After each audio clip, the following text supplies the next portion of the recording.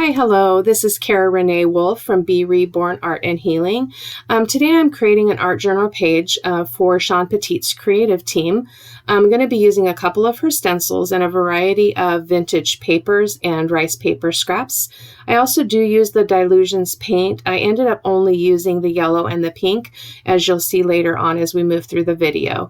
Here I have masked off the left-hand side of my journal as I don't want to get messy as I create on the right side.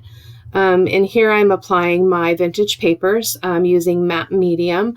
I do use the Liquitex matte medium because it's not sticky and it just works really, really well. It's very thin. It's great for applying the papers. And here I have some music pages as well.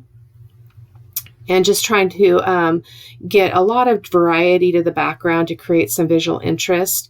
Here is a piece of, I believe this is tissue paper from Tim Holtz, just a scrap from my stash. And then this is rice paper as well, just bits and pieces left over from previous projects that I've done. And I do come in with some pink roses too, of rice paper. And here, that little lady that's sitting there on the top of my bits and pieces drawer.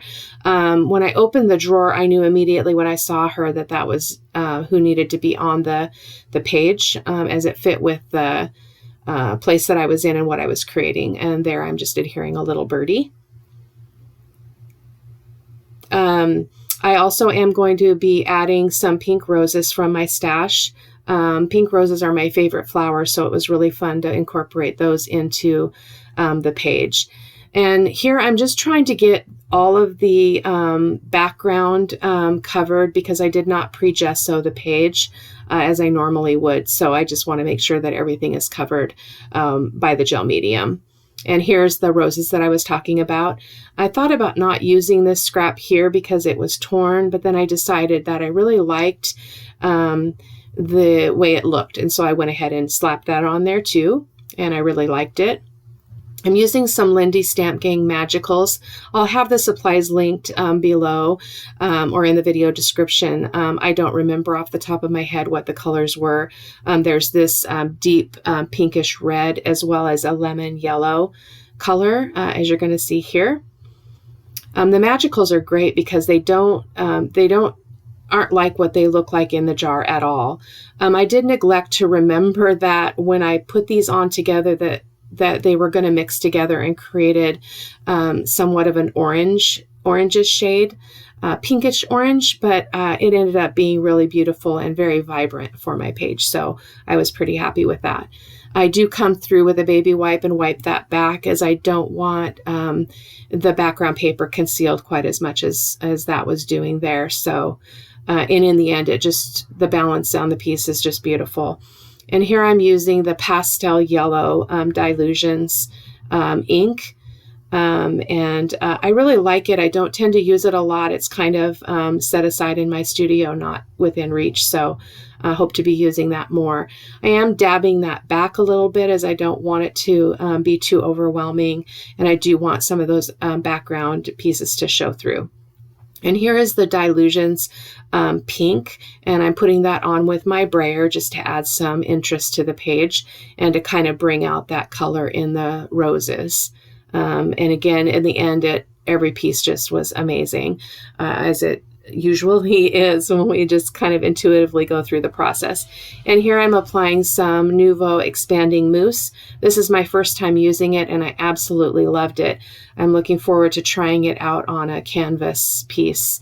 In the journal, it was beautiful. I don't show the drying time here or kind of the transformation that it makes, but it is really beautiful and it creates all this texture that catches with the paints that we're going to put on here next. This is Shawn Petite's Mediterranean 1 stencil, and I'm applying this using Payne's Gray Fluid Acrylic from Golden. I really like the Payne's Gray because it has a purplish, bluish tone to it, and I like it better than the black. And in an effort to kind of have good contrast on the page, it is important to bring that dark in. So it really, really turned out nice.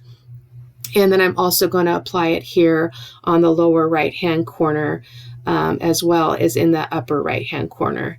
And then once I'm done with that, I do bring in a baby wipe and kind of wipe back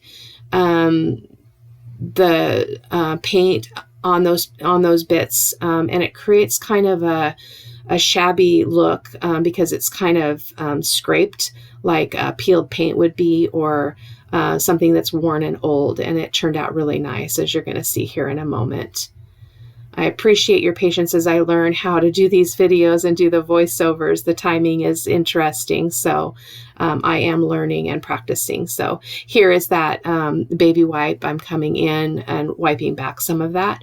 And it's really beautiful because it shows just bits and pieces of the background papers that were so beautiful, and they kind of get lost in the background sometimes. So I really liked that. And I do that with the upper and the lower right-hand sides as well. And here I am applying a raw umber glaze.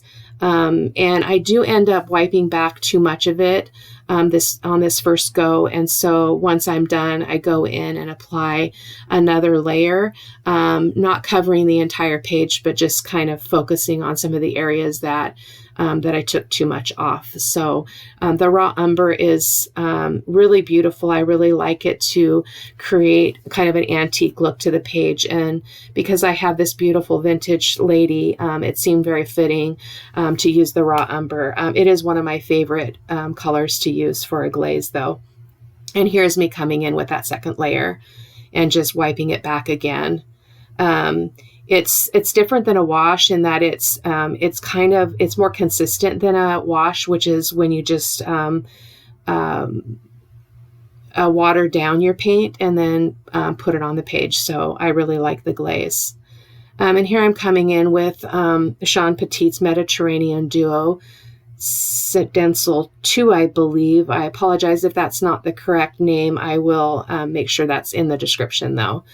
And I'm going to use golden heavy body magenta acrylic paint here, and applying it in various places across the journal page.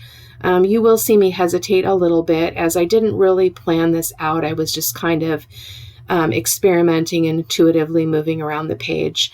But as is often the case with mixed media, there is a lot of freedom to kind of play and experiment as you your heart speaks to you about what you want and what looks good. So I'm just kind of bopping around the page. I do apologize that part is off screen. I'm still learning how to what are the boundaries for my what my video will capture. So I appreciate your patience on that. And there I was just coming back with that one shape because I really liked that part of the stencil, and it was really beautiful. And so again, up in the upper right-hand corner, and then again, that's the magenta. Here I am using spraying on some alcohol, just isopropyl alcohol, and wiping it back. It did smudge and smear the magenta paint, but in the end, that ended up being a good thing, as it was fairly bold on this page, and it toned it down a little bit. And again, it added to the page really beautifully. Here I am just using my finger and allowing my finger to skip along the page and applying that magenta paint in various places, just to kind of bring that color throughout the whole page, rather than it being isolated in chunks all over. So again, that turned out really beautiful. I do come in kind of as a final step, and I thin down some titanium white acrylic paint and do some white splatters on the page, as well as I thin down the Payne's Gray, which is the color that I used for that stenciling. And you don't see it here, but I did do that. And you'll see it in the final pictures. I also did come through and highlight and create my shadows around my page.